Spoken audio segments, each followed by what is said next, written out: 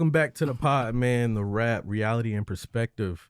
I am Bandy. Got Ray here. Got Keith here. And we got another special guest here, man. Ray, tell us who we got. We got my boy, my brother, MeKale McKay. Houston native, you feel me?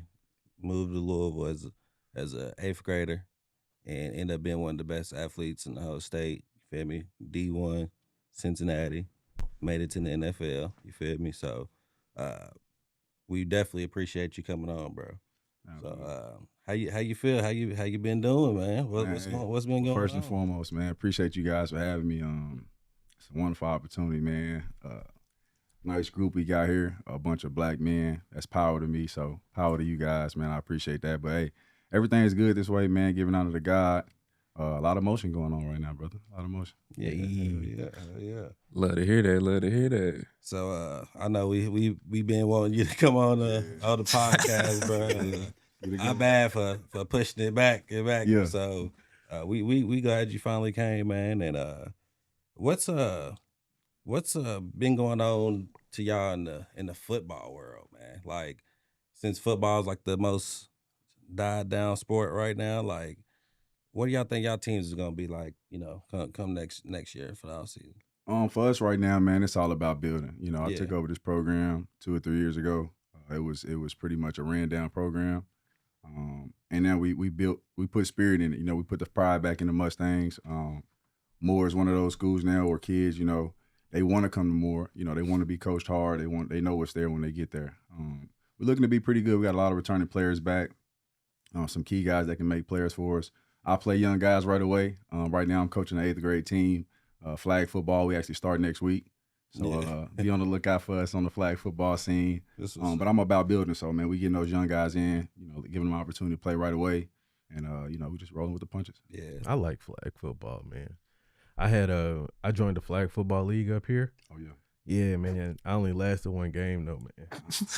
They had me playing. Bro, listen, bro. I was just going out there just you know what? He's a one-timer. Bro. I was a one-time, bro. He's a one-timer. I was running my route. I had me, bro. I was like, no, that's nasty. Okay. How old was you Okay. when you did it? Nasty. Bro, this was 2 years ago. Ooh-wee. I was like, yeah. I'm going to chill on that. The grown hammies crazy. Nah, for real. Yeah. It's crazy. I messed up my ankle as a grown adult. It's a long recovery. So y'all thought y'all was still superstars. What? You almost broke your foot though. I know. Like, Bro, we can let that one slide. Right, yeah, it's crazy. But I feel you. What about? Speaking Never of, like, Never mind. what do y'all think? Like, what's y'all thoughts on like the NFL draft right now? Especially you, Keith. I know I'm stressed. You a Steelers fan. Like, what's y'all thoughts on the NFL draft? Well, look, actually, I got a little bit more like comfortability because like the way everything going. So now that Shador's moved back, quarterback wise, let's just say, you know, if they don't take him, if New York don't take him, we gonna either get Shador or we gonna get Jackson Dart.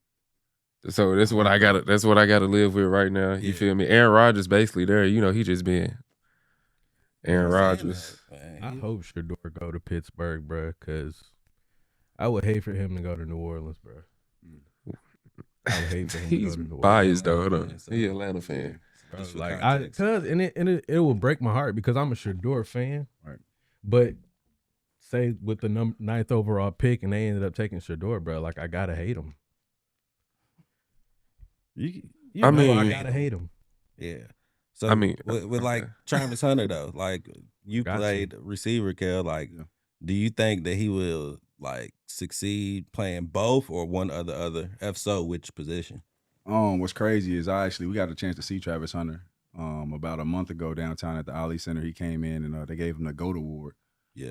I mean, I think that itself lets you know what type of player that is. He's like a GOAT. He's a GOAT. I think he can play both sides of the ball. Not only that, with his IQ and his skill, I think he can dominate both sides of the ball. Will they give him a chance? We will see. I don't know. I mean, they gave Deion a chance. So you think he's going to be great at both positions? Yeah, I think he's going to be really. Playing the whole game? God forbid he gets injured, you know, and things like that. But I think he'll dominate on both sides of the ball in the NFL almost right away. Okay. I think that he'll end up being a better corner. than receiver. Like like Vic said, man, seen his routes at the combine. It's like, okay, he could probably catch the ball. You know what I'm saying? But I think former receivers are like the most elite corners. You get what I'm saying? So I like that. I think that's my opinion. Yeah. What do you think he'd be better at, Bandy? Man, that wide receiver bag different. Mm-hmm. I'd probably go in as a wide receiver, but I feel like he can play both though. Yeah. Like I feel like they're going to give him the opportunity to play both. Cause I forgot if I was watching one of the ESPN shows and like it made sense because it was basically saying like, you know, when the game is on the line, whether it's offense or defense, like you're gonna want him on the field. Oh, yeah. So I'm just like, shit, like I'm here to see it. Like I want to see it personally. Yeah. So, I mean, I haven't seen him play in person, but I did get a chance to like size him up a little bit. I mean, dude's ready. I think he's ready. Yeah. Now I'm not gonna lie, playing DB. I mean, y'all know that's kind of like a no man's land position. Like if you a dog at it, you a special one. You know what I'm saying? Because you don't know what those wideouts are gonna do. And if y'all look at the league, it's a lot of strong, fast wide receivers. I mean, these DBs are good. Saying that, like, what do you think, like, the evolution is of, like, receivers from the time that you was receiving? Do you think it's gotten better or, like, is it around the same? Well, that's a good question. I think it's got better, of course, because guys can do more now. I mean, more is allowed. You know, it's about creativity. Wide receivers are art now. And that's kind of why I fell in love with it because you kind of amaze yourself at some of the stuff you can do, some of the catches that you can make. But guys now, you know, you don't really see as many DK Metcalfs, you know, around, you know, when you look back in history. You know what I'm saying? You don't see guys that are. Well, Terrell Owens. Good pick. But David Owens, you know what I mean? I mean, it ain't too many yet. No, right? but I mean, that's just freakish stuff. You know, you're getting guys that are doing freakish stuff. Shout out Julio Jones. One hand catches. You know, when Odell made, I kind of go back and watch some of that stuff all the time.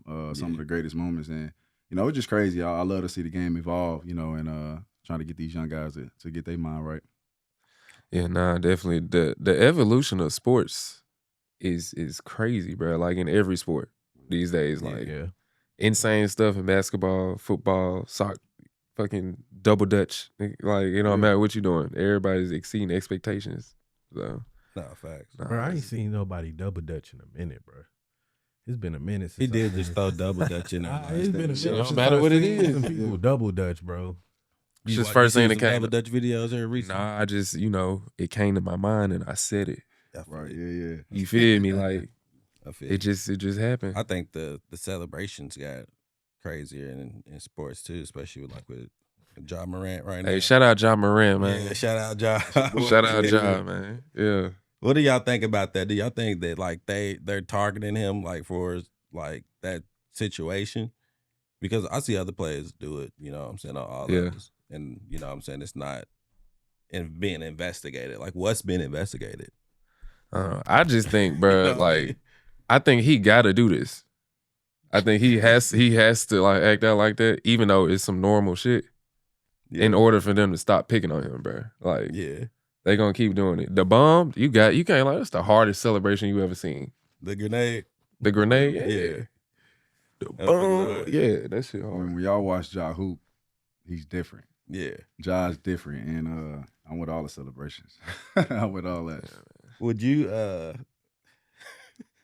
Would you like keep doing like the petty shit? Like if you Ja, would you like abide by what they doing? Me personally, I'll be like on some Allen Iverson, Ja Morant type of time if they was talking. That's what I'm saying. Like that too.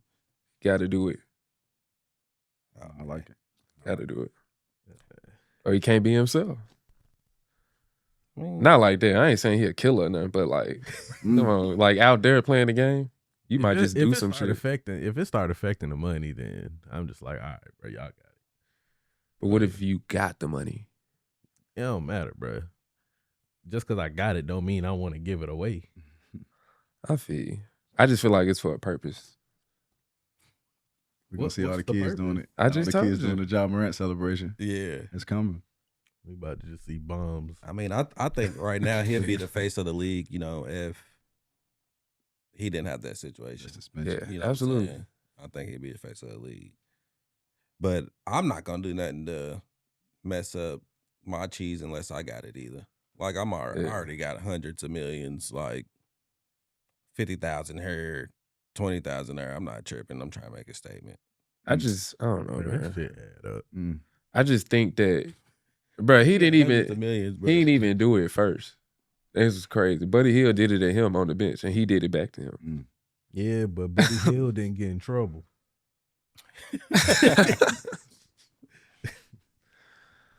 The wildest celebrations I ever seen that was hilarious was Terrell Owens when he played for the 49ers, I believe, and they was playing the fucking Cowboys, and he'd run to the middle of the star at the 50-yard line. They was trying to tackle him and everything, and then he scored again and did it again, and then it caused like a little mini scuffle, like a brawl, whatever. So, bro, Terrell Owens used to have some of my favorite celebrations, bro. When we was in PE in high school, bro, I used to and we used to play football. I used to love the day we played football, bro, because I always keep like a little Sharpie in my sock when we went out for PE. Bro, don't let me catch a touchdown in PE, bro. Like take the pen out, sign the ball in PE. Didn't give a fuck, bro. And he said he kept a sock he kept a Sharpie in the sock just in case, bro, every day. It's probably a couple footballs at Sequoia that I probably had a signature on. Yeah, I hear you over there, bro. I feel you, bro. Legendary, huh? So who do y'all think is like I don't wanna I think Shea gonna get the MVP, but yeah. Jokic is doing some crazy shit, bro. Like he's the MVP to me. But what's y'all thoughts on that? Do y'all think that Shea's gonna get it like a sympathy MVP, like I don't think Embiid got that year MVP. Like if Shea win it, like he earned it. Shea been hooping. Like they both been hooping. Here's the thing, bro. Shea's doing it and winning. Like yeah, Jokic just did a whole bunch of legendary shit and lost every game that he did some legendary 60 shit. And lost 61-point triple-double. L. Crazy though. That's crazy. Yeah, no, that shit's still crazy. That's crazy. With an L, bro. Shit, Westbrook got one when he was losing. He averaged a triple-double. Jokic averages a triple-double. I mean, like there's no wrong answer in this situation. You're right. But I personally just think that it's Shea's time, bro. Like it's crazy at the time. Like it's his turn. It should be turn. It's because of the race, bro. It's because of the race, bro. Who else was competing for the triple-double with Russ that year? Like Shea's doing it. Competition and winning. Triple-double. James Harden Shea competing right now. When Westbrook was averaging his triple-double, those niggas averaging 30. But Shea got the most 30-point games like ever in a season. Like Shea is hooping. Like they both hooping. His pops got interviewed by somebody. All the smoke. Is that what it was? Yeah. He was snapping. He was snapping though. Yeah, it was Gil's Arena. I would be too though. My son. I would be a big Shea fan for sure. I got plenty of shit. He's been I guess in the MVP chant the last 2-3 years. Yeah. So I mean, it probably is his time. Yeah, it is. But it is his time. I think that the awards like getting for like the best player on the best team instead of like the best player in the NBA. Yeah. Who y'all got winning the ship? It's tough. Yeah. I think it's tough this year, bro. I got Lakers in 5. LeBron James. Easy LA fan. It's not an easy LA. I got Lakers in 5. LeBron James. I think it's going to be a really right, good playoff, though. Yeah. I think it'll be a really good playoff. No Celtics fans in here? Boo. They be hating on Tatum. I ain't hating on him. I actually like Tatum a lot. I like that team. Tatum too. That's a tough team. He going crazy this year. Yeah, he is though. Going crazy this year. So who do you think? I'm gonna have to go against y'all and throw the Celtics in there, man. Mm-hmm. I think they can get back. On some experience type shit. We'll see though. I mean, you know, I watch a lot of they social media presence too. The Celtics got a good social media presence, and Jaylen Brown himself has a huge voice in like the social media world and being an activist, and he's in all this type of stuff. They just focus, man. You know, and they got some key weapons over there, you know what I mean, that, you know, when you look at LA, you like, who's the big? You know, y'all gonna rely on them bigs, you know, when it come time. And I mean, I don't know. What y'all want to bet or something? Anybody want to bet? I ain't gonna lie. We on camera, so I mean, you can't renege on camera. I guess. I don't gamble. Okay. I mean, Porzingis. But Trey Young about to go on the run. I bet you that the Celtics don't win it. I And don't know the who Lakers. will. No, we ain't going like that. Hawks in 7. What you? Crazy. What? That's I different. thought it was LA. Who you think? SGA, PGA. Lakers in 5. Yeah. No, Lakers in 5 for sure.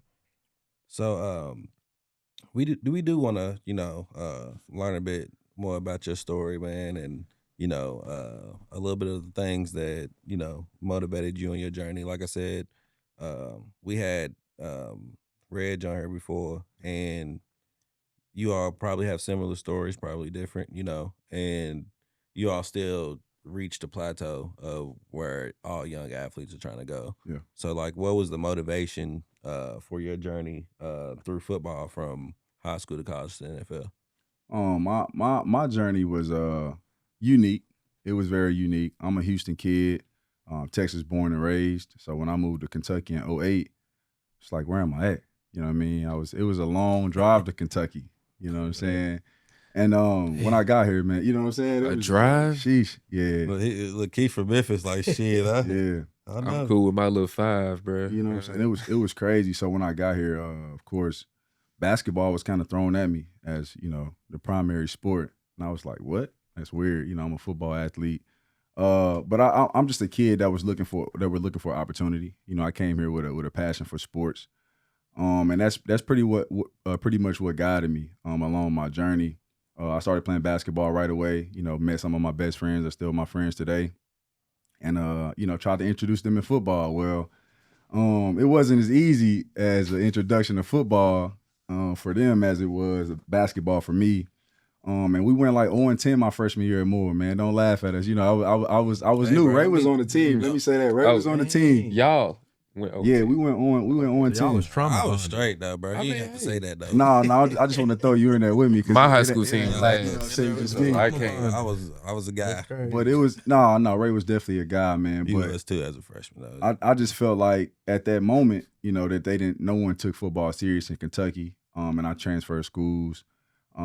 You know, I didn't do it the right way at all. And I kind of got caught. You know what I'm saying? I got caught. And I tell my kids this story all the time, you know, because they always complain about, you know, their opportunities, but I didn't get a sophomore year. So I went to Seneca. They had a bunch of guys there that was playing. I was like, oh, y'all like football? I like football too. Let me go over it with these guys. Left Moore, went to Seneca. And they found out that I was using a fake address. Damn. Right? So when that happened, I wasn't pretty much up to date on the rules. I didn't know what was gonna happen if they found out what I was using a fake address. Me and my grandmother were pretty much sold this dream, like, if you do this, you good. So I did it. I got caught and immediately wanted to go back to Moore. You know what I'm saying? It's like, hold on. These ain't even my guys. I made friends at Moore. I'd rather rock out with them. And my grandmother, she's my rock dog. She was my number one cast member, and she took me back to Moore, and I just got back to it. You know, I got back to it. I missed my sophomore year of football, but I was actually able to play basketball. And all the passion that I had for football, I just doubled it up, you know, on basketball. So I attacked that. We had a really good season that year. And we had so much good of a season, I was motivated in the summer to go play AAU. You know what I'm saying? And that's when I became a dog. Like when Coach Richard Duncan, the high school coach at J-Town basketball, shout out to Coach Rich. He's one of the guys who, you know, got in my life right away and was like, I see that dog in you know, and I want to let it out. And we traveled all over the nation, you know, all over the U.S., playing games. You know, we went to nationals down in Vegas and played ball. And what I was exposed to was the Austin Rivers, the Bradley Bills, you know, and they were older, so I got to see them at an early age, and that added more hunger to me. I was one of those guys that if I seen somebody do it, nobody wasn't going to tell me that I couldn't do it. You know what I mean? So that you know, that spilled back into the football world. You know, I kind of had a extra chip on my shoulder because I missed my sophomore year playing. So my junior year, I came and dominated. You know, we won like 5 games at Moore. That was like, almost winning the championship. You know what I'm saying? It was like, we won 5 games. We haven't did that since 89. I was like, what? 89. So yeah, progress. It's non-existent. it was crazy. It was crazy. So, I mean, of course, piggyback up off of that, my senior year, of basketball and football, where I was, runner up for Mr. Basketball, had some epic times on the basketball court, man, which led to me kind of figuring out what I want to do on a college standpoint.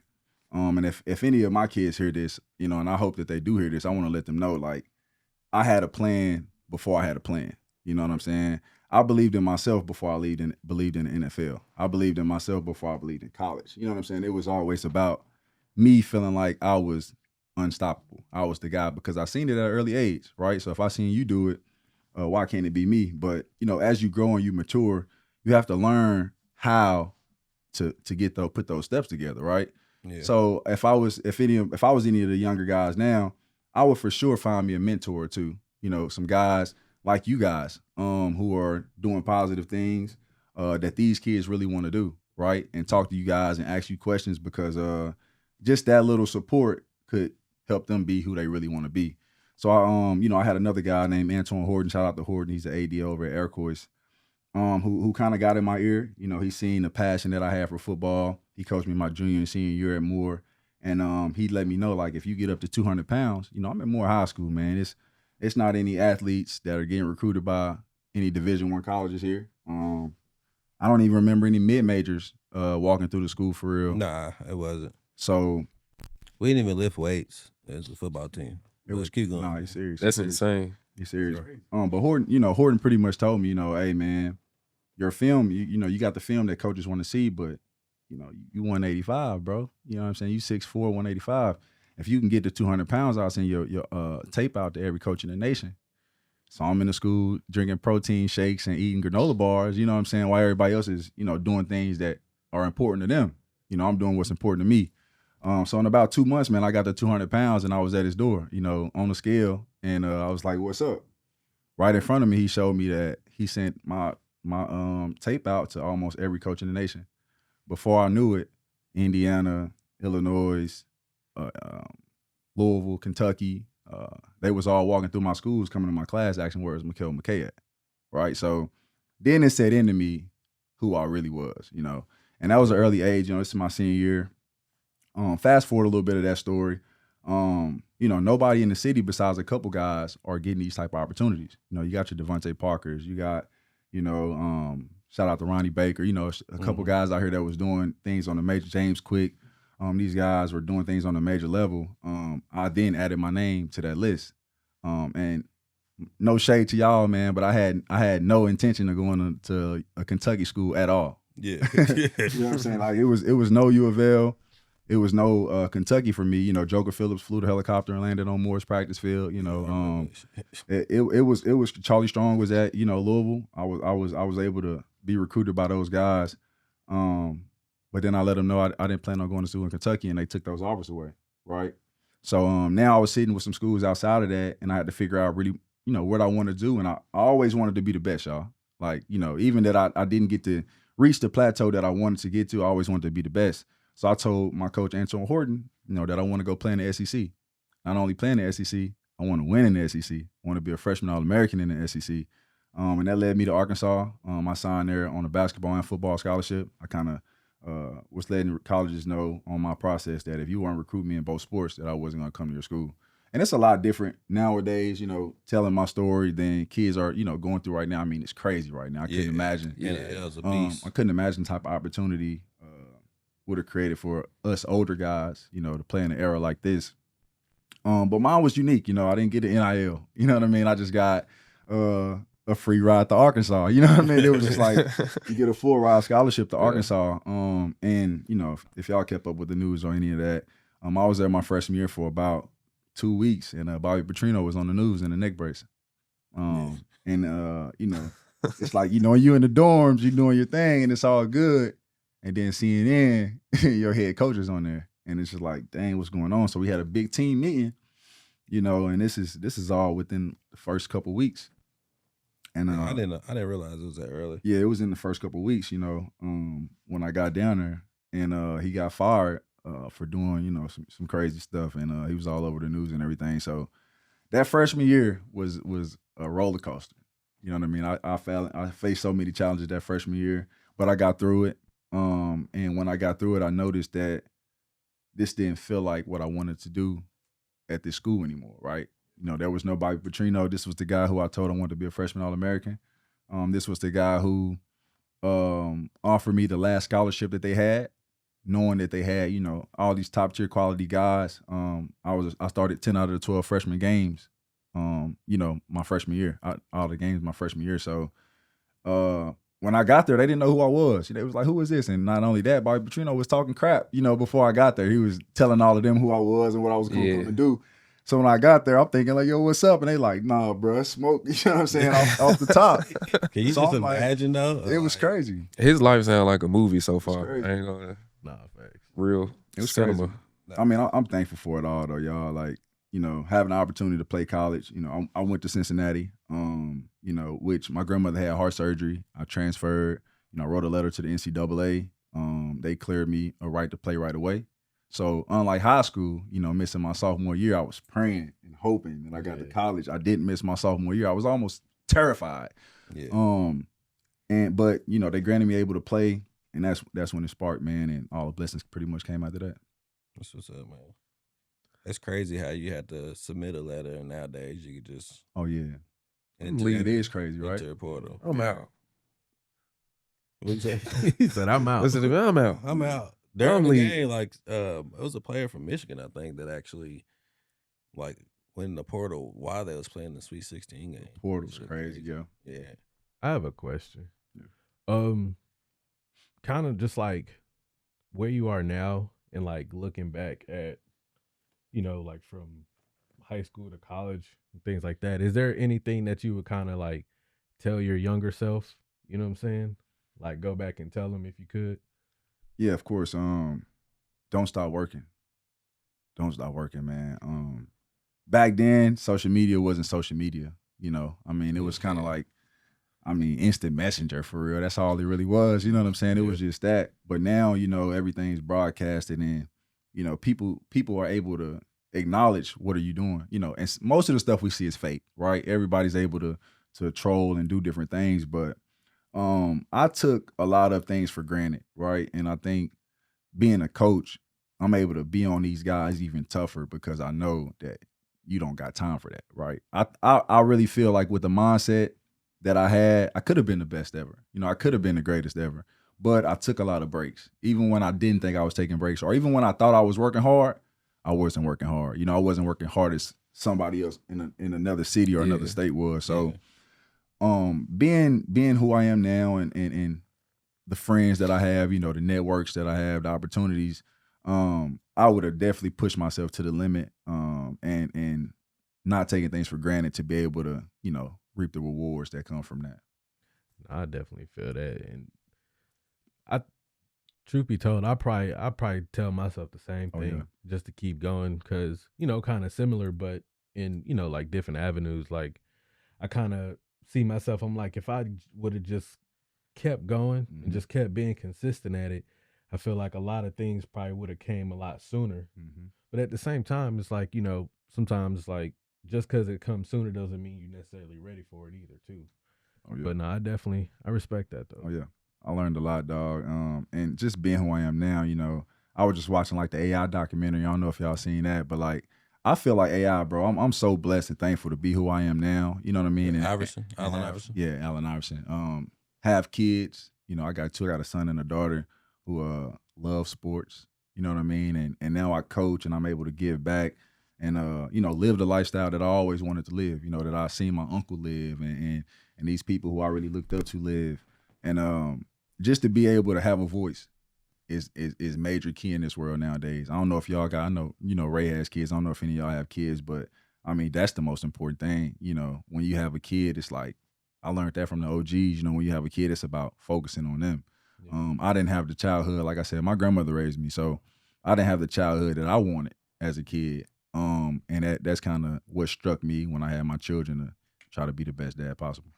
For sure. Yeah, I feel that. So I do got a question as well.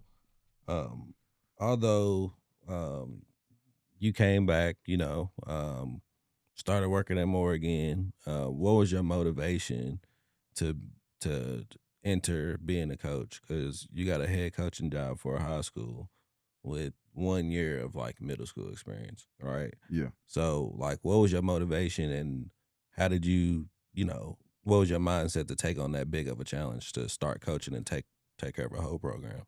I believe that it was kind of destined for me.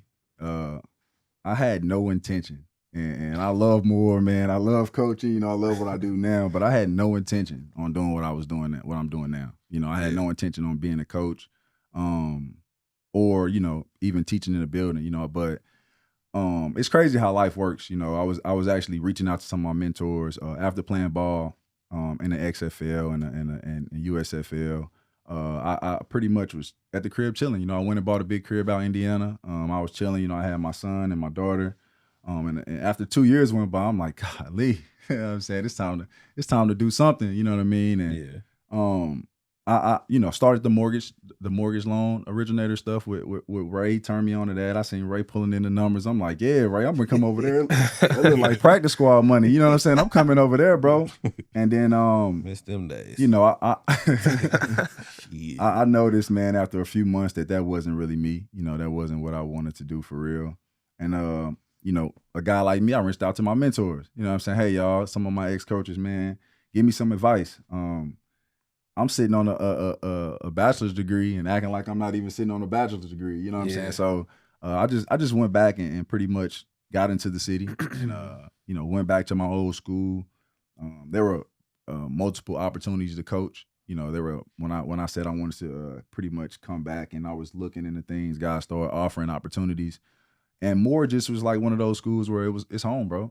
You know what I'm saying? It's home. And just looking at the program from afar, it was embarrassing, to see what they were going through. The pride just being sunken out of that school. So when I actually started to care more, be around more, I wanted to be more. You know what I mean? I wanted to take over that. And I started with the middle school team where, I pretty much started out. I had a meeting. It's crazy, y'all. I started a meeting. I'm like, this is an entry meeting. I'm MeKale McKay. I went to Moore, blah, blah, blah, blah, blah. Man, these kids don't want to hear that. You know what I'm saying? They don't want to hear that. It's just not what they want to hear. It's cool that you are who you are, but these kids are getting NILs, man. We want to talk to the guy who's going to help us get the NIL. That's what it's about nowadays. So when I had my first meeting, there was 4 kids in there. One of those kids happened to be one of my star players now, Javis Wallace, man. And he was pretty much one of my biggest motivations. You know what I'm saying? I seen him and I was like, you know what? You're an 8th grader. If the opportunity on the high school comes along, he's walking around more in middle school with Manual hoodies on, Trinity hoodies on. Valor hoodies. Every single day I see this kid with a new hoodie on. I'm like, bro, it's like he's on a recruitment tour. You know what I mean? But little middle school, in middle school, 8th grade. You know what I'm saying? He's walking on the high school side. He ain't make his commitment. He's like, I see what I'm on. So I was just watching that, and he's a young guy. He's very talented, and raised right, and it just kind of came to me, that the coach resigned, and I put my name in for that job. I had an interview and got it, and immediately, we got to work, bro. We got to work. Do you kind of do you model your coaching style after like anybody? My style pretty much comes from the philosophies that I've learned. I've been with various programs, so the knowledge that I'm bringing to the table is new knowledge that I'm learning from guys. Like Hunter Cantwell. He's over at Cal. He's a guy who learned from Bobby Petrino. Yeah, he used to be a quarterback at U of L. He was a quarterback at U of L, right? So he's over there teaching that at Cal, which is awesome. But my kids may not respond to the teaching that he's doing at Cal. So I'll have to teach it a little different, right? And so my philosophy when it comes at being a coach, I'm still studying on that. Me and Deion Sanders, You know, he started coaching, then I started coaching. I won't say we started coaching at the same time. Jesus. That was gonna sound crazy, right? Hey, he been wanting to say prime the whole That was time. gonna sound crazy. I wasn't gonna say it like that. He wanted to say prime first, but he trying to like, he trying to ease. You know, he was one of the coaches that I seen. You know, me and Dion stepping on the scene. You know, I ain't want to do it like that. That would have been crazy, right? Nigga. But no, but hey, I seen Dion and his approach to what he was doing at Colorado, right? He was at Jackson State for those years, and then he came to Colorado with a whole different scheme, the whole different style of here presence, a whole different presence. And that's how I walked into Moore. No lie. You know what I mean? It was these kids nowadays are different. So when I walked in there, like I said, they didn't care who I was, right? Yeah. The first thing they said was, "Oh, he's on butt, man. I'm out of here. We transferred." I'm like, yeah, I don't know what y'all been doing. I don't know who y'all been listening to or learning from, but everything's about to change. You know, I had to really let them know who I was before I let them know who I was. You know what I'm saying? And so, that's pretty much how it went. Keith, I do want to ask you. You had a kind of unorthodox kind of career. Did you have a coach like out of your whole career that motivated you outside of anything else? So it's two. The first time I ever hooped was for a church. So when I was a kid, bro, and we had a female coach, bro, and I remember I used to be like, we should see how this go. I don't care, you know what I mean? But like, she ended up being like one of the most like I like believe what she said, type shit. So like when she would tell me, you could do this, you can do that, I'm like, bet, all right. And then when I get to high school, believe it or not, I ain't really rock with the varsity coach. Yeah. You know, I told y'all about that situation. But my JV coach, it's like everybody rock with him. So like, he used to have morning practice on JV. If you play JV, you had practice at 5:45 in the morning. Yeah. Before school. Damn. Yeah. So I'm coming into high school. He's like 5:45. I'm like, fuck. Like, but it's also cool too, cause like school actually start and people start coming into the school, and at the end of practice, y'all scrimmaging. Yeah. So it's like, shit, we hooping in front of the house. I mean, we finna come on, we finna get that shit up. That's crazy. So that shit was cool, but like everybody loved morning practice because of the atmosphere Coach Brent brought. His name's Coach Brent, Eric Brent. You feel me? But yeah, I say a lot of things. Like I had a lot of one-on-one conversations with him. Yeah. And he wouldn't let me slack off because he just saw a whole lot of potential in me. So like, I tell you, I almost played football, bro. I almost played football. You'd have been cold, though. That's what I'm telling you. I tell everybody. It's the 0-10, though. They were 0-10. They wanted me to come be quarterback. But look, though, that's what comes with it, though. Straight. That's how they did me. That's how they got you. I started quarterback. I started in an 0-10 season. I started quarterback the first game versus Central, who was 3-time state champions at the time. I'm talking about they coach. It was what's crazy. crazy is R.A.P. Ty Scroggins, Central's old coach. He actually hated our head coach because our head coach was his old head coach. He coached him in high school. Mm-hmm. So our coach tells us this before the game. Like, what, you scared? Like, he's like, he's never going to take the starters out. And like, he never took the motherfuckers out the whole game. Let's fast forward. Let's fast forward this real quick. It was a ass. We took about 0-10. I mean, it was nothing but those. You have like anyone that my varsity coach hated coach anything that motivated you? He said, "Damn, you really hooping?" Hell no. Nah, but I think when it came, he said, "Hell no." Nah, I really didn't, bro. But because I feel like when I was in high school, man, and I was playing basketball, like I think that was like the one thing that like I kind of just wanted was a coach, because I was just like, I was athletic. I just didn't like understand the game of basketball like I really wanted to until I got older. So a lot of it just came. So a lot of like me being able to play in college just came from me just hooping and just playing. Yeah. So, but I think looking back, I'm like, bro, like if I just had like just a coach just to, truly like teach me the game and like, take what was there and kind of just like polish it into, like what a basketball player is, I think I probably could have went at least, like further than I probably would have or been a lot better. But I think I wasn't fortunate enough to have like that one coach that was like, nah, I see something. Yeah. Me, it was just like, I'm just gonna grind and, you know, hope for the best. Yeah.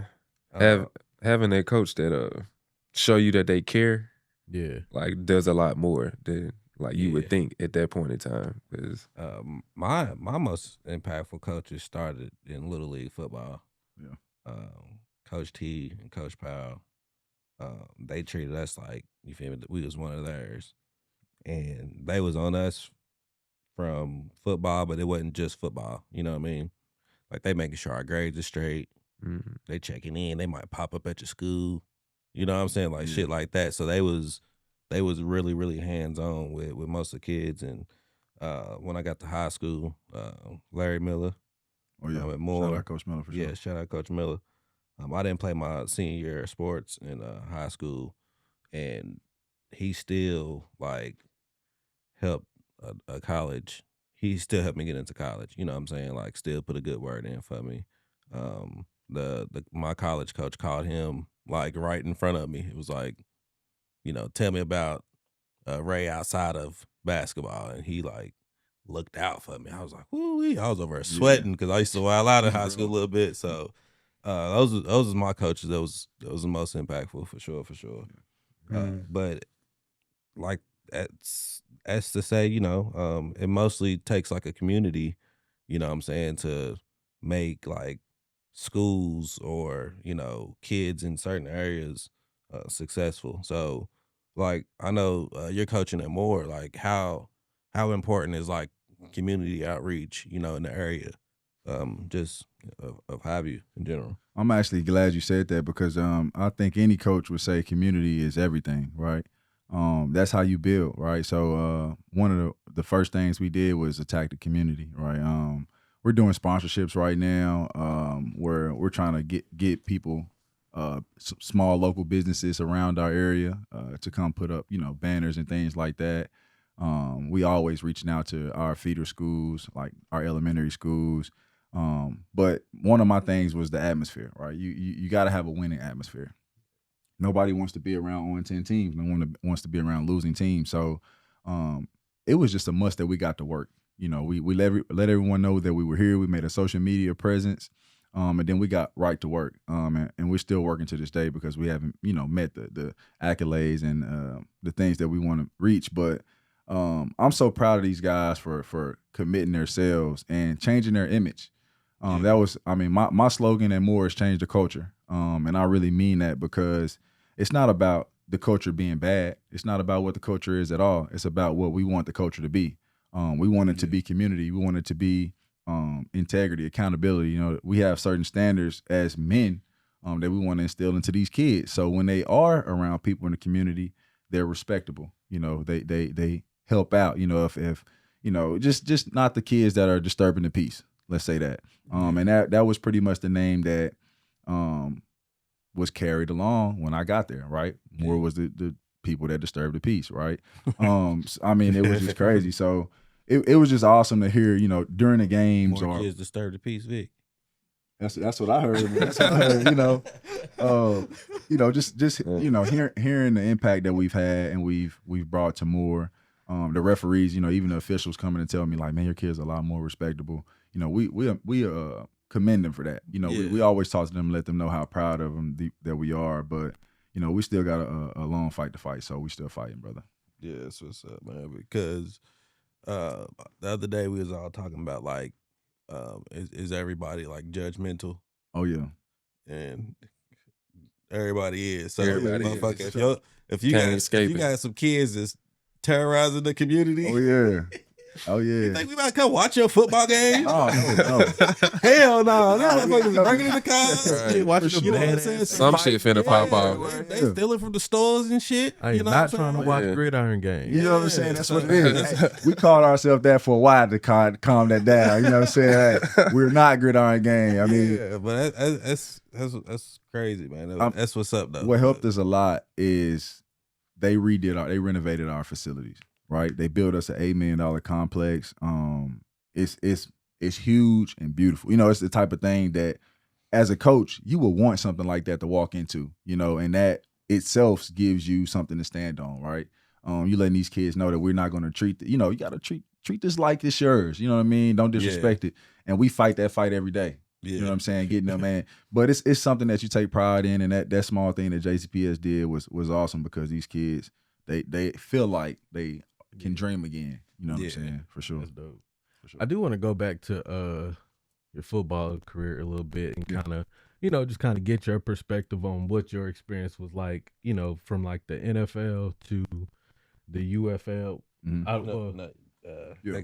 Yeah, I mean, well, I'm thinking because they just recently merged. They merged. But the XFL and the Alliance League.